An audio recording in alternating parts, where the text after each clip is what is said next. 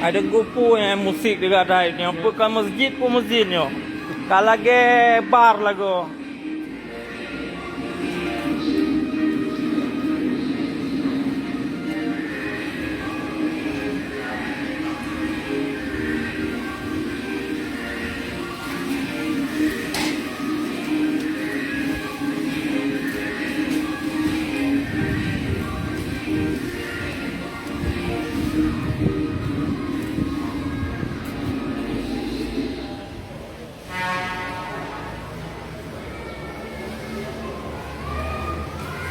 Hai nengku.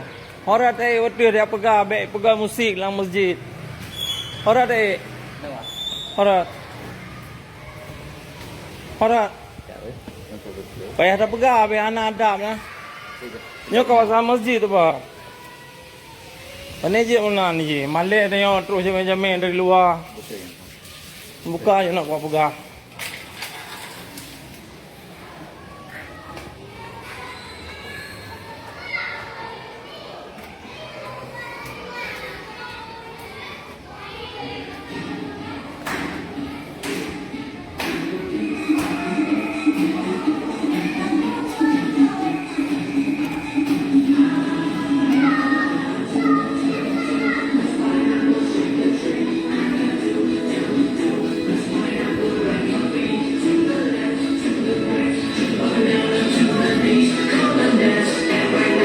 Assalamualaikum.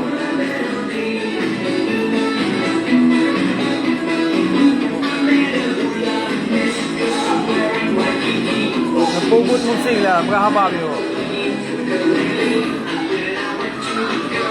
Ini kawasan masjid, orang etikaf dalam, zikir, doa, musik raya-raya. Anda mana penuh Quran, penuh dansa. Dansa, senang. Lepas balik ke ni musiknya, dan lepas dia boleh rusak ada ni.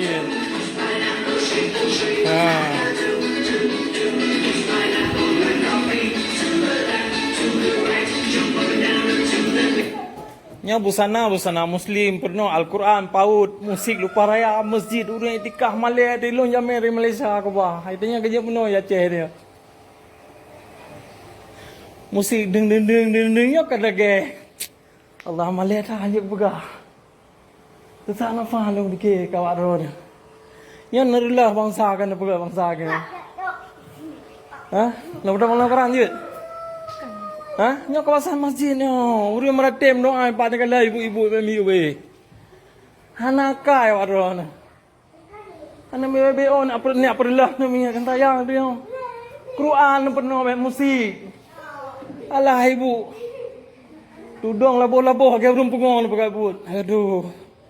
Nak kena sayang nak mian Pungong musik nak jalan lain ni.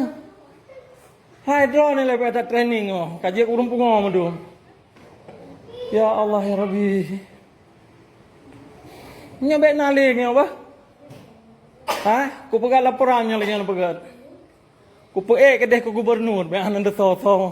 Ang kuranum dari Malaysia. Ngan ku raman pegat. Ya? Anjir lagi yo.